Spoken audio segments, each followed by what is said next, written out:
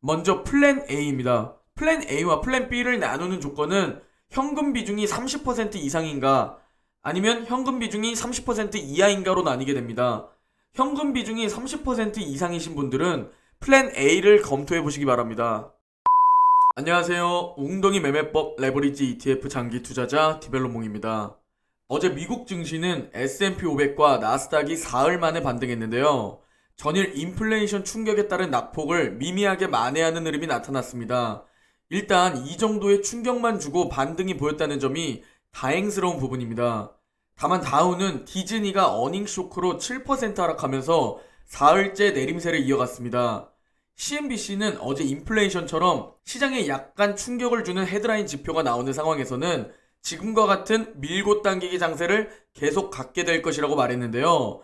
이런 인플레이션과 관련된 지표가 나올 땐 증시의 변동성이 클 것이라는 내용으로 해석됩니다. 다우는 0.4% 하락, 나스닥은 0.5% 상승, S&P 500은 0.06% 상승 마감했습니다. 금일 맵을 좀 보시면 전체적으로 혼조세를 보였습니다. 소재 섹터, 정보기술 섹터, 금융 섹터 등 전일 압박을 받았던 종목이 대체로 이날 오름세를 주도했는데요. 마찬가지로 전일 급락했던 에너지 섹터도 국제 유가가 반등한 가운데 회복세를 보였습니다. 오늘 주요 섹터는 반도체 섹터입니다.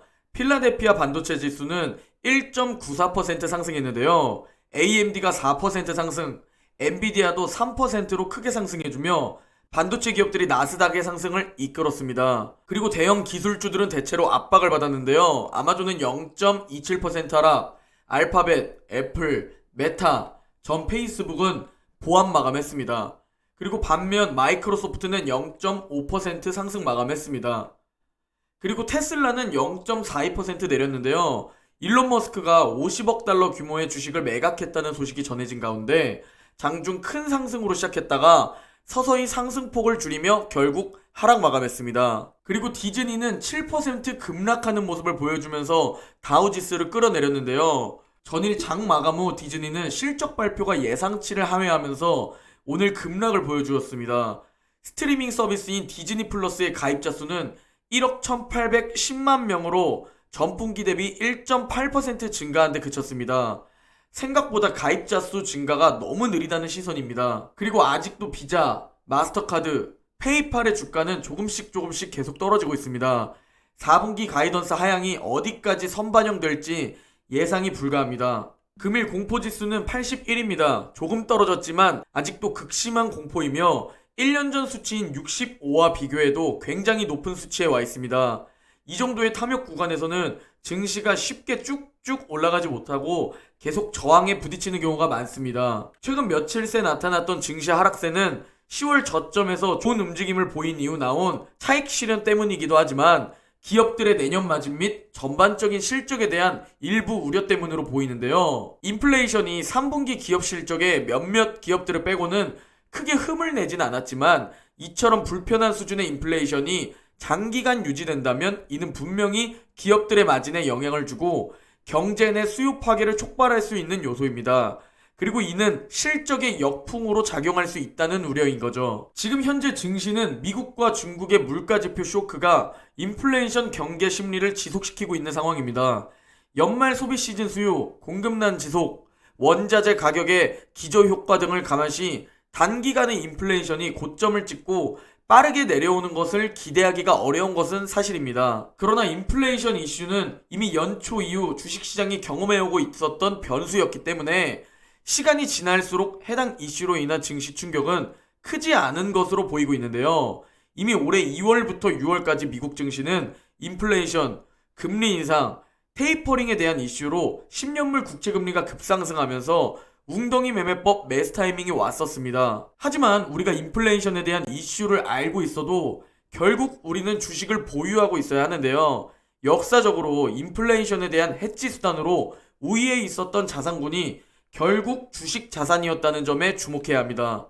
하지만 인플레이션이 오면 종목에 따라 차별화 장세가 펼쳐질 가능성이 큽니다. 그래서 우리는 통찰력이 없기 때문에 세계 1위 종목 나스닥과 S&P 500에 투자해야 하고 그 2배 레버리지 QLD와 SSO에 장기 투자해야 한다는 겁니다. 사실 항상 제 영상을 봐주시는 분들께서는 아시겠지만 답은 정해져 있습니다.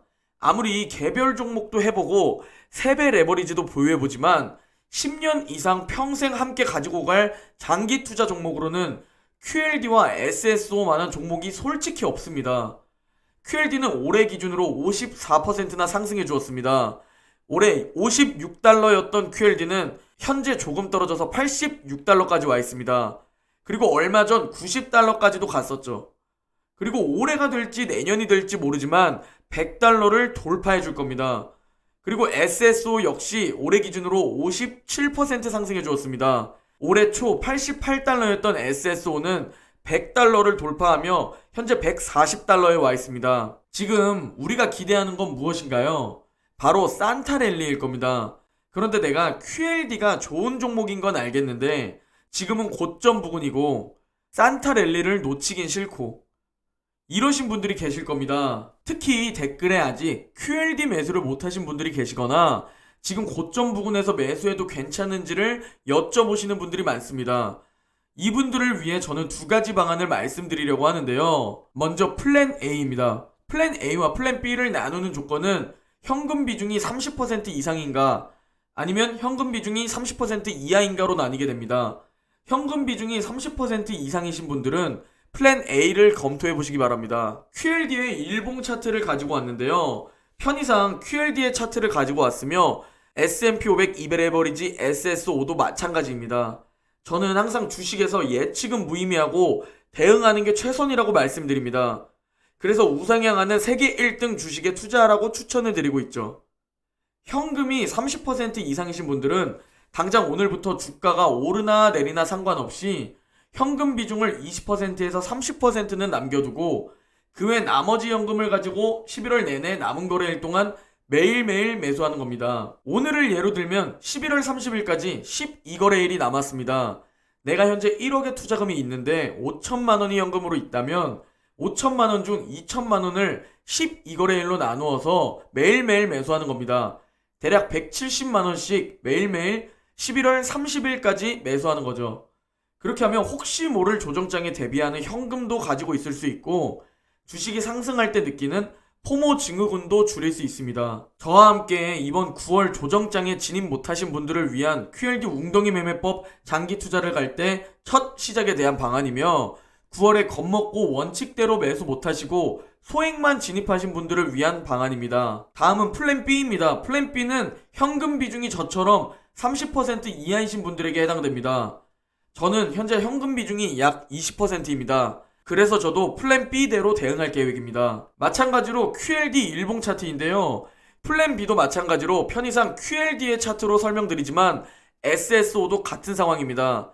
플랜 B는 웅덩이 매매법 방법론대로 하시는 겁니다. 항상 말씀드리지만 현금도 종목입니다. 내가 내 모든 현금을 다 넣고 수익을 극대화할 거나 생각은 장기 투자에 적합하지 않습니다. 심지어 현재 워렌 버핏도 현금 비중을 계속 더 늘리고 있는 상황입니다. 그런데 내 피 같은 돈을 리스크 관리 없이 주식에 다 넣는 건 장기 투자 관점에서 조금 위험한 습관이라고 생각합니다. 플랜 B는 웅덩이 매매법 방법론으로 노란 원 1차 매수 타이밍까지 오면 현금의 10%를 매수하고 검정 원 2차 매수 타이밍까지 오면 QLD에 투자할 남은 현금의 50%로 5일 동안 분할 매수합니다. 그리고 보라색 원 3차 매수 타이밍까지 오면 또다시 QLD에 투자할 남은 현금의 50%로 5일 동안 분할 매수하는 겁니다.